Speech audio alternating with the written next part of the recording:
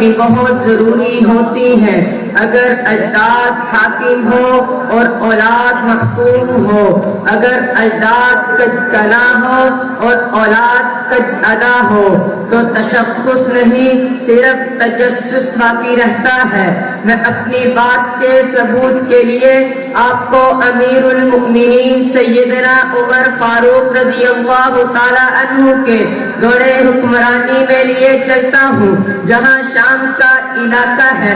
ایک علاقے پر مسلمانوں نے فتح حاصل کی، ان سے خراج وصول کر لیا، لیکن کچھ دیر بعد علم ہوا ایک لشکر مسلمانوں سے لڑنے کے لیے اس علاقے کی طرف آ رہا ہے۔ حکمت عملی طے ہوئی کہ علاقے سے باہر نکل کے مقابلہ کیا جائے گا۔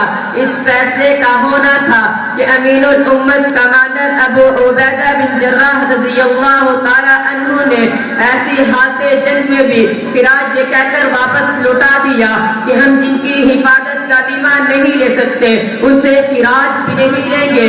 خراج کی واپسی کے بعد ایک بوڑھے کافر کی بات نے مسلمانوں کی شان و شوکت کو قیامت تک کے لیے بلند کر دیا کہ اللہ تعالیٰ تم لوگوں کو دوبارہ ہم پر لٹا دے۔ لیکن آج موجودہ حالات برعکس ہیں، مسلمانوں سے ہی خراج لیا جا رہا ہے اور حفاظت بھی نہیں کی جا رہی۔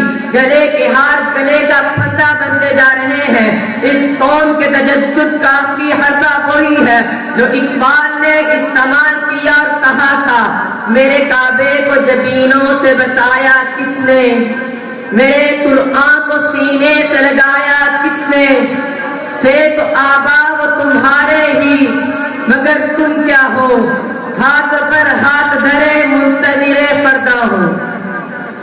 صدر علی کا آج سے تقریباً 1400 سال قبل جب دنیا کفر و ارتداد اور جہالت کی تاریکیوں میں ڈوبی ہوئی تھی، بتھا کے سنگرات پہاڑوں سے رشد و ہدایت کا مہتاب نمودار ہوا۔ 23 سال کے قلیل عرصہ میں بنی نوع انسان کو ترقی کی معراج پر پہنچا دیا۔ انسان پہلے سے موجود تھا لیکن انسانیت ان 23 سالوں میں پیدا ہوئی۔ یہی انسانیت جب صحابہ کے دلوں پر طلوع ہوئی تو دنیا نے چرواہوں کو رہبر تسلیم کیا۔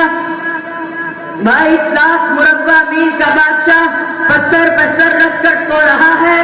ایک پست قد کا نوجوان خیبر کا وسیع و عریض دروازہ اکیلے اکھاڑ پھینکتا ہے۔ یہ ایمان ہی تھا کہ اس مہتاب سے روشنی حاصل کرنے والا ایک صحابی جب جنگل میں کھو جائے تو جنگل کا بادشاہ اسے راستہ بتائے۔ تاریخ لکھنے والے بھی حیران ہوئے ہوں گے جب حقوق نسواں کی بحالی کے لیے نبوت والی مقدس چادر کو آپ علیہ السلام نے اپنی رضائی بہن شیما کی رہ گزر بنایا۔ پھر اگلے زمانے میں آئیے، ایک طرف ایک شراب خانے کے ملازم نے اللہ کے نام لکھے ہوئے کاغذ کو چوم کر اونچی جگہ پر رکھا۔ اس وقت کے ولی کو نبی کریم صلی اللہ علیہ وسلم کی زیارت ہوئی۔ آپ صلی اللہ علیہ وسلم نے فرمایا، بشر حافی کو کہہ دو کہ اس کا نام اللہ والوں کی فہرست میں لکھا جا چکا ہے۔ ان کو وہ مقام ملا کہ امام احمد بن حنبل فرمایا کرتے تھے، بشر حافی اللہ کو مجھ سے زیادہ جانتا ہے۔ معزز سامعین کرام، اللہ رب العزت نے قرآن میں دونوں زمانوں کا ذکر کیا ہے۔ قرآن نے یہ بھی کہا ہے کہ وعد اللہ الذین آمنوا وعملوا الصالحات لیستخلفنہم فی الارض۔ یہ بھی فرمایا ہے وَلِلَّهِ الْعِزَّةُ وَلِرَسُولِهِ وَلِلْمُؤْمِنِينَ، کہیں فرمایا خَيْرُ أُمَّةٍ أُخْرِجَتْ لِلنَّاسِ، کہیں فرمایا وَلَا تَهِنُوا وَلَا تَحْزَنُوا وَأَنْتُمُ الْأَعْلَوْنَ إِن كُنتُم مُؤْمِنِينَ۔ لیکن ان تمام تنواشات کے لیے ایک شرط ہے جو رب نے زمانے کی قسم کھا کر بتا دی ہے کہ وَالْعَصْرِ إِنَّ الْإِنسَانَ لَفِي خُسْرٍ إِلَّا الَّذِينَ آمَنُوا وَعَمِلُوا الصَّالِحَاتِ وَتَوَاصَوْا وتواصوا بالصبر۔